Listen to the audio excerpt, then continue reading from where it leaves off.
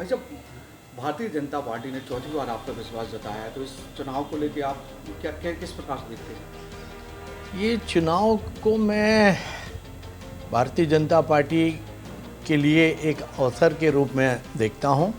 Bharatiya Janata party का जो vision है, भारतीय जनता पार्टी ने पिछले वर्षों में जो कार्य किए हैं विकास से संबंधित, और भारतीय जनता पार्टी ने ख़ास तौर से आधी आबादी यानी मातृशक्ति, नारी शक्ति के सम्मान के लिए जिस तरह की योजनाएं बनाई हैं, मैं समझता हूं कि सरकारें आती हैं जाती हैं, लेकिन कुछ फुटप्रिंट ऐसे होते हैं, पदचिन्ह ऐसे होते हैं जो परमानेंट छूट जाते हैं। मैं समझता हूं कि भारतीय जनता पार्टी के नाम के साथ लाडली लक्ष्मी, लाडली बहना ये हमेशा के लिए अंकित हो गई, ये इतिहास के पन्नों पे लिख गई हैं। और ये कोई राजनीतिक मुद्दे नहीं हैं, ये नारी शक्ति को, हमारी आधी आबादी को स्वावलंबी बनाने के लिए, स्वाभिमानी बनाने के लिए, उनके आत्मविश्वास में बढ़ोतरी करने के लिए एक बहुत बड़ी सामाजिक क्रांति का सूत्रपात किया है। तो इस दृष्टि से मैं भारतीय जनता पार्टी के इस पूरे कालखंड को बहुत उपलब्धियों भरा देखता हूँ। और अगर हम बुंदेलखंड की दृष्टि से देखें तो आप पाएंगे कि बुंदेलखंड एक ज़माने में पूरे भारतवर्ष में सबसे कम सिंचाई के संसाधनों वाला क्षेत्र था। आज भारतीय जनता पार्टी के सम्मानीय मुख्यमंत्री जी, सम्मानीय तत्कालीन WRD मिनिस्टर मलैया जी को मैं बधाई देता हूं और उनके लिए प्रति धन्यवाद देता हूं कि बुंदेलखंड में सिंचाई संसाधनों का जो विस्तार किया है वो भारतीय जनता पार्टी की देन है। सागर को विकास के पहिए लगाने वाले, विकास के यूँ कहिए कि पंख लगाने वाली अगर कोई सरकार रही तो सिर्फ और सिर्फ भारतीय जनता पार्टी ही थी। भारतीय जनता पार्टी ने ही सागर को स्मार्ट सिटी का दर्जा देके उसको पंख लगाए और विकास की गति बहुत तेज़ी के साथ बढ़ी है। भारतीय जनता पार्टी ही थी जिसने हमारे सपने को, मेडिकल कॉलेज के सपने को पूरा करने का काम आज़ादी के बाद 38 वर्षों के गैप के बाद, 37 वर्षों के गैप के बाद ये कार्य हुआ।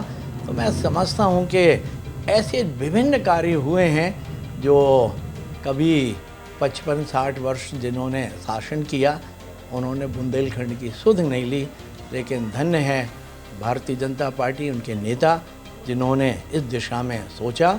और हम देखते हैं कि अब सागर जो है हम महानगर की तर्ज पे विकसित होने जा रहे हैं।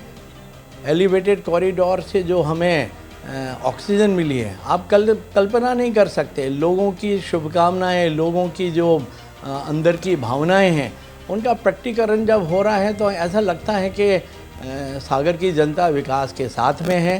सागर की जनता विकास के साथ में नहीं होती तो पिछले 15 वर्ष का ट्रैक रिकॉर्ड मेरा ही है। उसके पहले हमारी बहन सुधा जैन जी थी। आप देखेंगे कि जो व्यक्ति, जो संस्था, जो दल सागर के लिए, बुंदेलखंड के लिए कुछ कर पाता है, यहाँ की जनता उनके साथ पलक पाँवने बिछा के उनका स्वागत करती है, उनके प्रति विश्वास देती है और उनको विजयी बनाने में कोई कोताही नहीं करती। भारतीय जनता पार्टी को मध्य प्रदेश में सत्तासीन करने में सागर की बहुत महत्वपूर्ण भूमिका होने वाली है। इस बार चुनाव में आपके क्या मुद्दे रहेंगे? चुनाव में मुद्दे, चुनाव में मुद्दे तो अगर आप देखेंगे तो हमारे मुद्दों के अलावा हमारे विपक्षी दलों के मुद्दे भी लगभग इस बार के कालखंड में डाइल्यूट हो गए। कुछ मुद्दे हमारे परमानेंट होते थे। ट्रांसपोर्ट नगर हमारा परमानेंट मुद्दा होता था, लोगों का परमानेंट मुद्दा, वो मुद्दा जो है डाइल्यूट हो गया। ट्रांसपोर्ट नगर बन के तैयार हो गया, ट्रांसपोर्टर्स के साथ बातचीत हो गई है और उन्होंने अपना आवेदन करना शुरू कर दिया है। ट्रांसपोर्टर्स वहाँ जाने जैसे ही शुरू करेंगे, आप देखेंगे कि अगले 6 महीने के अंदर वहाँ पे एक अलग तरह का डेवलपमेंट होने लगेगा। एक बड़ा काम जो इस कालखंड में हुआ है वो हमारे डेयरी विस्थापन का है। सागर शहर एक लंबे समय से अभिशप्त रहा। डेयरी विस्थापन करने में लगभग हमने सफलता पाई। ये मुद्दा भी हमने विपक्षी दलों से छीन लिया और वो मुद्दा हमारा भी होता था। फिर आप देखेंगे कि सागर के तालाब को लेके इतना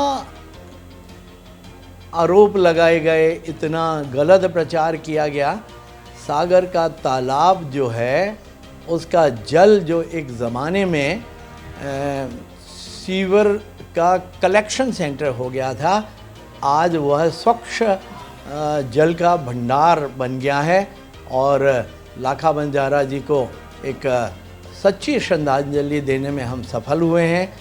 45 नाले जो वहाँ टैप किए गए हैं, उनका जो सीवर उसमें मिलता था उसको बंद करने का काम किया। 4.5 किलोमीटर लंबी पाइपलाइन डाल के पूरा का पूरा सीवर जो है शहर के बाहर ले जाने का व्यवस्था बनाई है। आप देखेंगे कि अगले 4 महीने के अंदर सागर तालाब देश के टॉप 5 तालाबों में एक तालाब होगा। सागर का तालाब हमारा गौरव है। सागर का तालाब हमारे पुरखों का ऐसा यादगार है। उस यादगार को हम लोग निश्चित रूप से संजो के रखेंगे और एक बहुत अच्छी व्यवस्था वहाँ हम लोग देने की पूरी कोशिश कर रहे हैं। मैं समझता हूँ कि सागर में जो ये एलिवेटेड कॉरिडोर का भी हमने जिक्र किया, सागर में इस कालखंड को लोग कम से कम खिलाड़ी लोग नहीं भूल सकते। जब पहली बार उन्हें एस्ट्रो टर्फ में खेलने का अवसर मिला तो उन्हें लगा जैसे कभी सपना था वो पूरा होगा, ऐसा सोचा नहीं था। सागर का जो स्टेडियम है वो भैंसों के लोरने का एक स्थल था।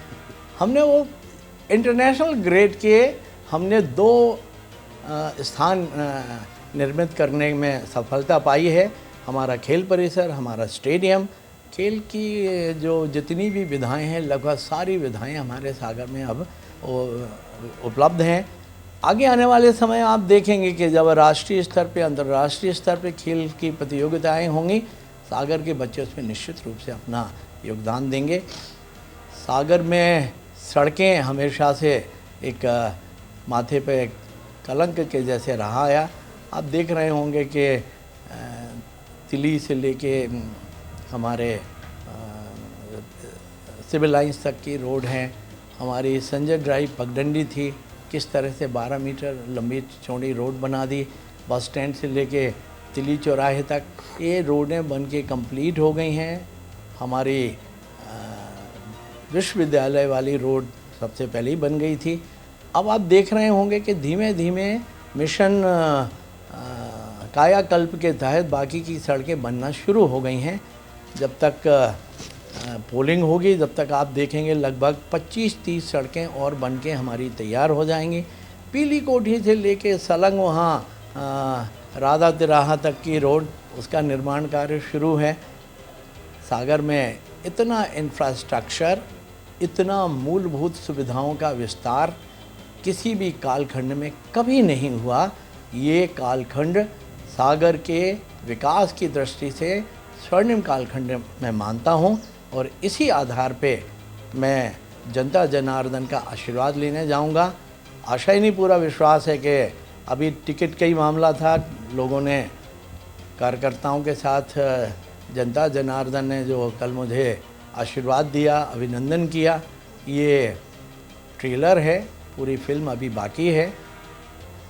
17 तारीख को जब पोलिंग होगी और उसके पश्चात जब 3 तारीख को रिज़ल्ट आएंगे, निश्चित रूप से सागर के इतिहास की सर्वाधिक जीत जो है, बड़ी जीत, वो भारतीय जनता पार्टी हासिल करने वाली है। सागर की जनता भी मंत्री चाह रही है सागर से। सागर की जनता को मंत्री मिलना भी चाहिए। एक लंबा समय हो गया, सागर की जनता की जो प्यास है वो बुझनी चाहिए। और ये देखा गया है जब मंत्रिमंडल में प्रतिनिधित्व मिलता है तो क्षेत्र का विकास बहुत तेज़ी के साथ और भी तेज़ी के साथ होता है। तो हम सब मिलके कोशिश करेंगे और माननीय मुख्यमंत्री जी और जो प्रदेश का नेतृत्व है उसके समक्ष अपनी बात रखेंगे। मुझे आशा ही नहीं, पूरा विश्वास है कि इस बार बुंदेलखंड के हृदय स्थल को जो है ज़रूर सम्मान प्राप्त होगा। भाई साहब, पिछले 2 विधानसभा चुनाव से राज्य स्तरीय विश्वविद्यालय की मांग उठ रही है, तो क्या लगता है इस बार अगर आप मंत्री पद मिलता है तो ये मांग पूरी हो पाएगी? राज्य स्तरीय विश्वविद्यालय बनना ही चाहिए, इसमें कहीं कोई शंका नहीं है। और जहाँ तक मेरी भूमिका उसमें है बनवाने को लेके, तो आपको विधानसभा के मैं वो सारे प्रश्न और वो हमारे ध्यानाकर्षण सब दिखाऊंगा। मैंने हमेशा इस मांग को किया है। यहाँ जब मुख्यमंत्री जी 5 वर्षीय कालखंड के लिए आए थे, उसकी प्लानिंग के लिए, तब ये बात हो गई थी। एक स्टेट लेवल का विश्वविद्यालय सागर में बनेगा, वो हम सबका सपना है, वो सपना ज़रूर हम पूरा